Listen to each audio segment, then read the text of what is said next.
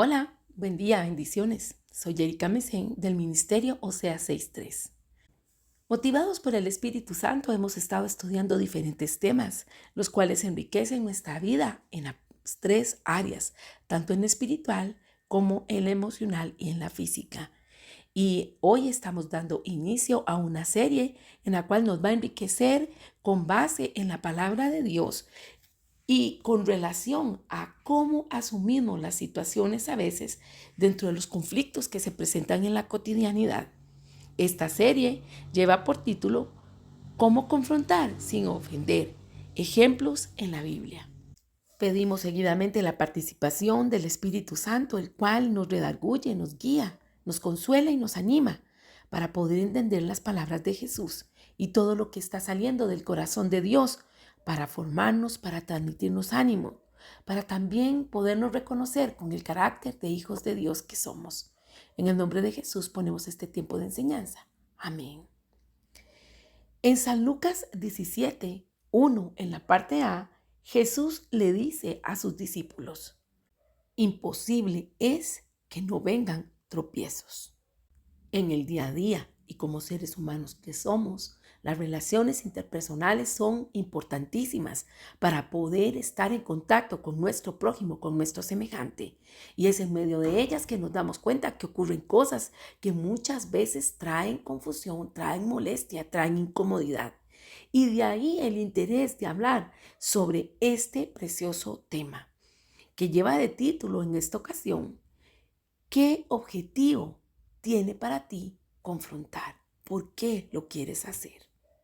El tema de los conflictos no es algo que ha de tomarse en broma, y menos aminorarlo o fantasear en pensar que existen ambientes en los cuales no hay situaciones complejas al fluir las relaciones, que todo está en armonía y que todo siempre sale bien, que el ambiente está libre de ofensas y de problemas.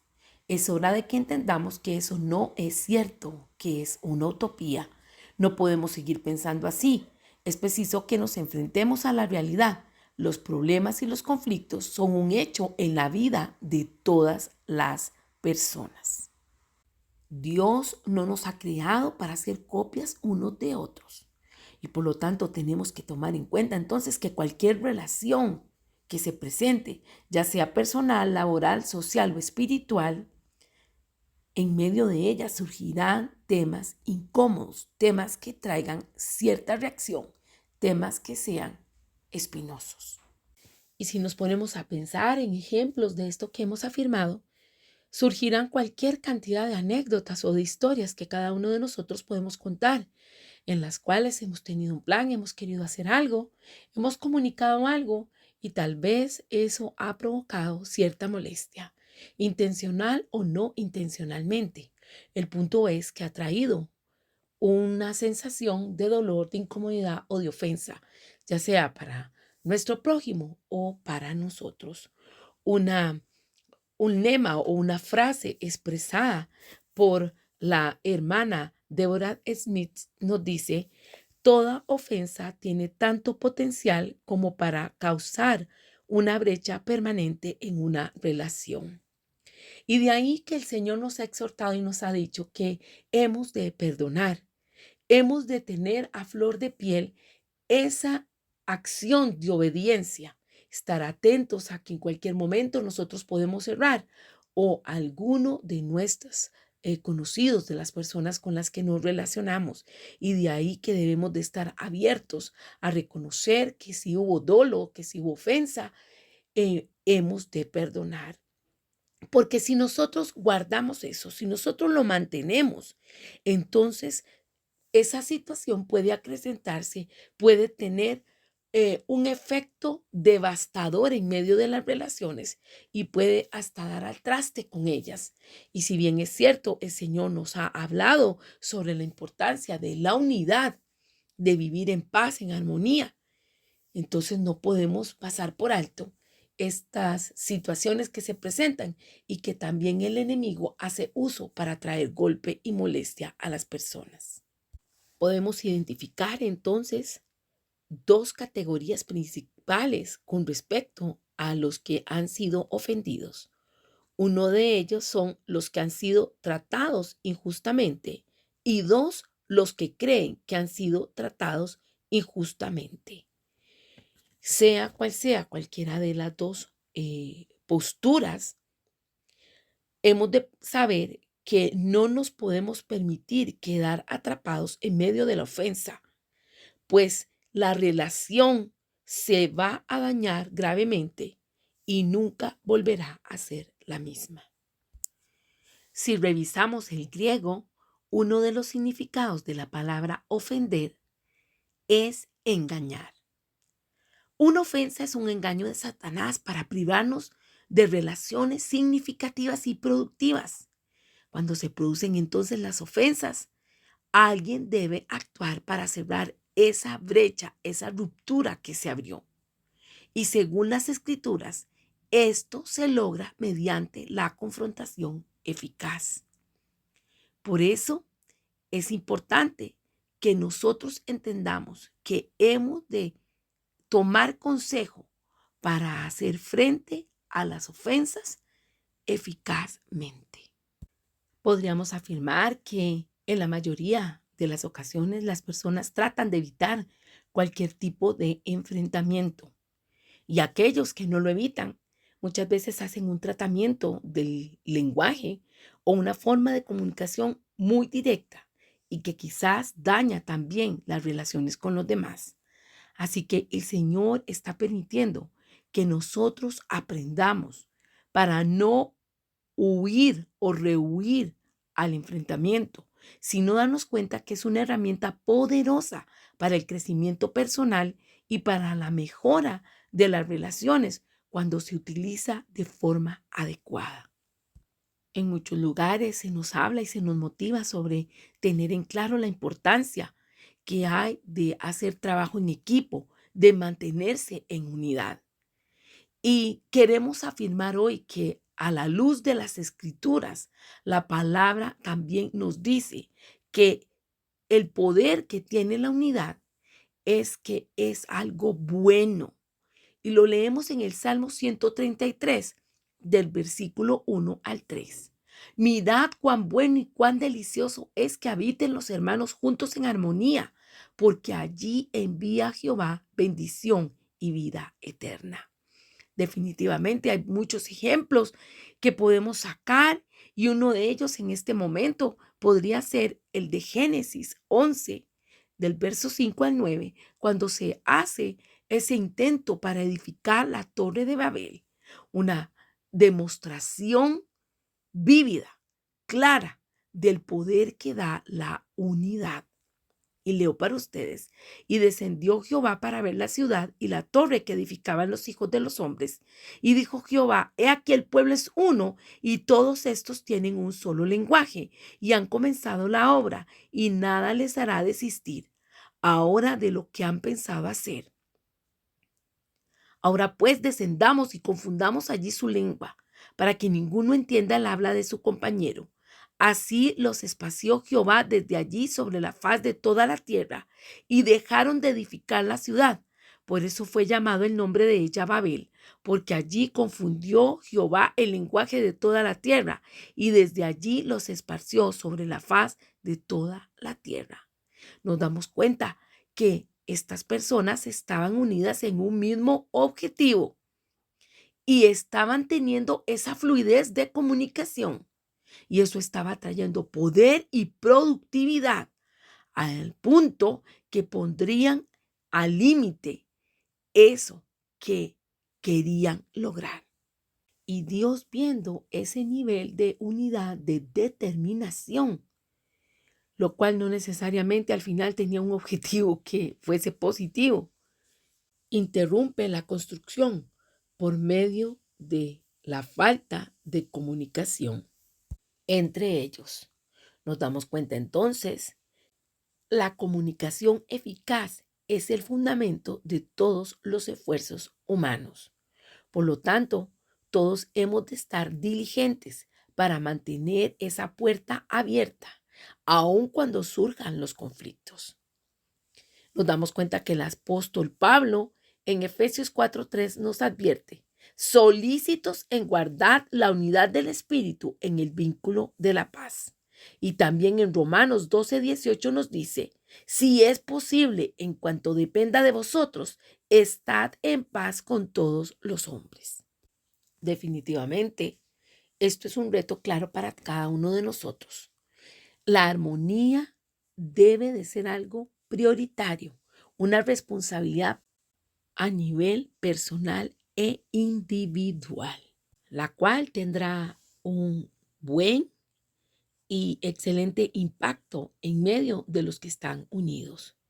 Y una palabra que surge entonces es la palabra sinergia. Estamos hablando de sinergia cuando hay una agrupación, una unidad, algo u órganos que se unen para llevar a cabo una función.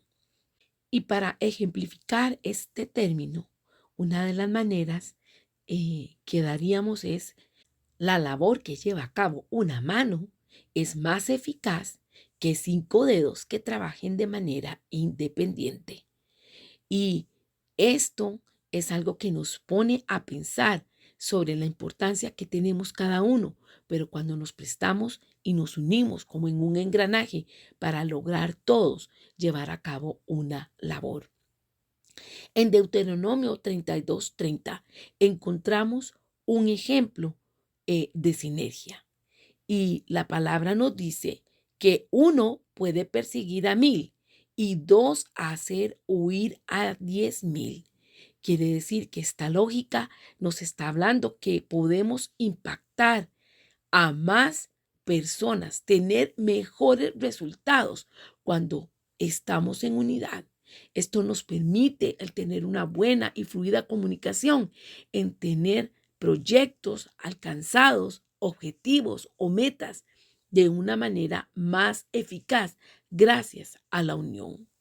Y de ahí que no es de extrañar que el enemigo intente por todos los medios deshacer la unidad, porque eso hará que se frustren nuestros progresos. De ahí que entender que confrontar cuando hay situaciones incómodas es un recurso necesario, es importante, y más hacerlo para poder salir adelante como cuerpo de Cristo. Venimos entonces entendiendo que la confrontación es buena, es necesaria, y esta más bien está contrapuesta a lo que son las represalias. Cuando hablamos de confrontación, muchas veces esta palabra tiene mala fama o está muy mal vista, como otras, como decir hambre o dieta o ejercicio. Y la mayoría de nosotros a veces piensa que la confrontación no es para sí, pero hemos de hacer un cambio de mentalidad respecto a esta palabra y aceptar los conceptos que vamos a ir abordando de manera que abandonemos toda idea preconcebida y que de alguna manera es negativa y realmente nos podamos centrar en la definición auténtica, esta definición sobre lo que significa la palabra confrontación. Y vamos a desmenuzarla de una vez. El prefijo con significa juntos o con, y la raíz from significa enfrentarse, estar o encontrarse cara a cara. Vamos entonces a afirmar que la palabra confrontación es simplemente el acto de estar juntos, cara a cara, de frente a frente, para resolver un asunto. La confrontación, amados, es buena y el Señor la ordena. Tomar represalias es malo y por lo tanto hemos de tener en claro que está prohibido para nosotros.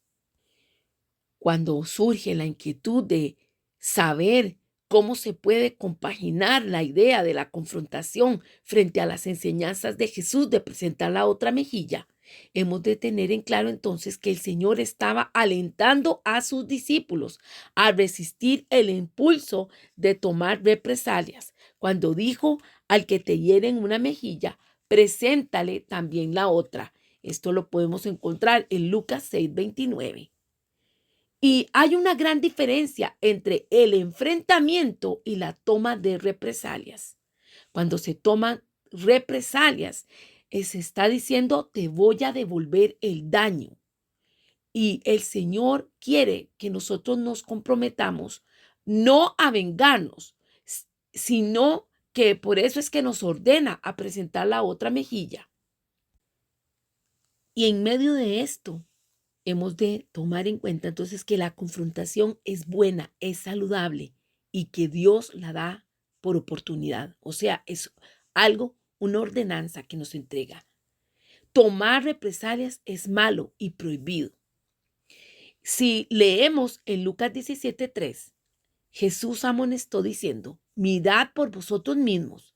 Si tu hermano peca contra ti, repréndelo, y si se arrepiente, perdónalo. En el contexto de este versículo, entonces, reprender simplemente significa decirle que pare, que no siga más, que no haga más daño, que haga un alto en ese actuar. Y Jesús habla muy claro aquí y sus palabras son inequívocas. Quiere que tratemos los problemas de las relaciones de frente, o sea, con una confrontación eficaz. Vamos a ver en las Escrituras un relato que nos habla sobre esa confrontación sin represalias. Y en este caso, los dos actores de esta situación son David y Saúl. Vamos a estar buscando la palabra en Primera de Samuel 24, del verso 8 al 12, y leo para ustedes. Nos damos cuenta en el contexto de esta situación que David tenía toda la razón para querer tomar represalias contra el rey Saúl, porque desde que David mató a Goliat, el rey se sintió inseguro y lo buscaba como si David fuera un fugitivo. El problema fue que el pueblo literalmente cantaba alabanzas a David por vencer al gigante y dándole todo el mérito y también a la cantidad de miles que había matado, mientras que decía que Saúl había matado a 1000. Y esto hizo que Saúl tuviese una postura de indignación, de pensar, de traer malos pensamientos, de decir, David me quiere quitar el trono y la única manera en que lo voy a detener es matándolo. Y nos damos cuenta entonces que David se escondió, huyó y se escondió en una cueva y buscó varios lugares de refugio. Y entonces aquí es donde venimos a la historia, donde en una noche, mientras Saúl estaba persiguiendo fuertemente a David, contrincadamente, Saúl entra en una cueva y dice la palabra ahí que ocupó para ir al baño, mas sin embargo, David estando adentro, junto con sus hombres, en la oscuridad, se acercó sin que éste se diera cuenta y le cortó un trozo del vestido. Y tal vez los hombres de David lo incitaban a matar a ese enemigo. Sin embargo, David se negó a hacerlo. ¿Por qué?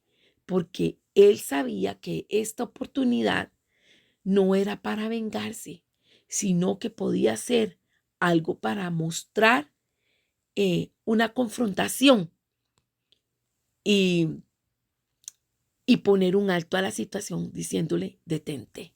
Leo para ustedes. También David se levantó después y saliendo de la cueva dio voces detrás de Saúl diciendo, mi señor el rey. Y cuando Saúl miró atrás, David inclinó su rostro a tierra e hizo reverencia. Y dijo David a Saúl, ¿por qué oyes las palabras de los que dicen? Mira que David procura tu mal. He aquí, han visto hoy tus ojos cómo Jehová te ha puesto hoy en mis manos en la cueva. Y me dijeron que te matase, pero te perdoné porque dije, no extenderé mi mano contra mi Señor, porque es el ungido de Jehová.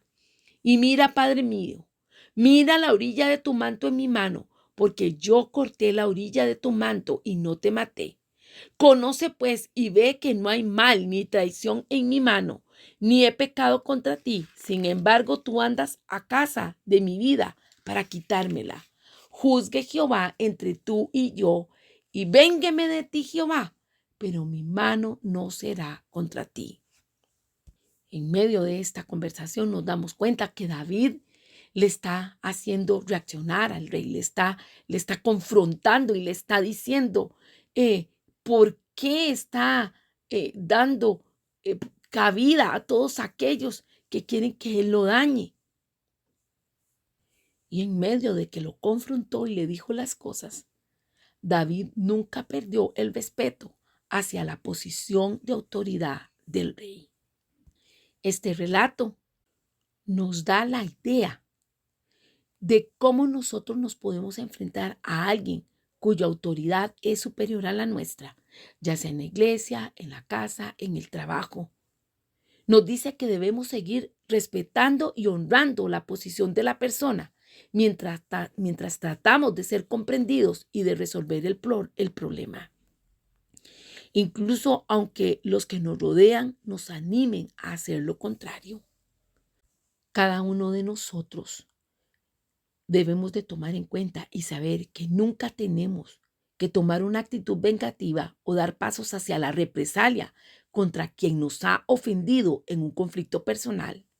El apóstol Pablo nos lo recuerda en Romanos 12:19. No os venguéis vosotros mismos, amados míos, sino dejad lugar a la ira de Dios, porque escrito está, mía es la venganza, yo pagaré, dice el Señor. Como cierre de este primer enseñanza o esta primera reflexión con respecto a qué objetivo tenemos para confrontar y por qué lo queremos hacer. Pensemos, si existe un conflicto que debemos enfrentar, es importante que tengamos en claro qué es lo que nos proponemos o deseamos conseguir con esto. Pensar cuál es el verdadero objetivo a la hora de enfrentar el problema. ¿Qué deseamos que alguien deje de hacer? Que alguien deje de tener un comportamiento negativo o que comience a comportarse bien. ¿Queremos realizar otros cambios? Tenemos que tener en claro qué es lo que planeamos pedir. Le pedimos al Señor que nos guíe, que realmente podamos aclarar nuestras ideas y que seamos asertivos en la confrontación y que no olvidemos el lugar que el Señor nos ha dado y también el valor que tiene para nosotros nuestro hermano, nuestro prójimo. Hoy en el nombre de Jesús le decimos al Señor, queremos resistirnos a mantener la ofensa, porque esta nos queda claro que tiene un potencial muy grande y puede causar daños permanentes en medio de las relaciones que tenemos con nuestra familia, con nuestros allegados, con nuestros compañeros de trabajo, con el cuerpo de Cristo. Señor, gracias porque tú nos instruyes, porque tú nos enseñas, porque tú nos diriges y porque nos llamas a hacer un alto y meditar para poder actuar como hijos del reino, con dominio propio y también mostrando el carácter de un hijo de Dios. Sé propicio en medio de las situaciones de la cotidianidad, sé propicio a nuestra necesidad y síguenos guiando. Queremos escucharte y ser obedientes a ti. En el nombre de Jesús. Amén. Lo invito para que me acompañe en la próxima, en la cual estaremos hablando sobre un poco más, ir aclarando el tema de la confrontación sin ofender. Bendiciones.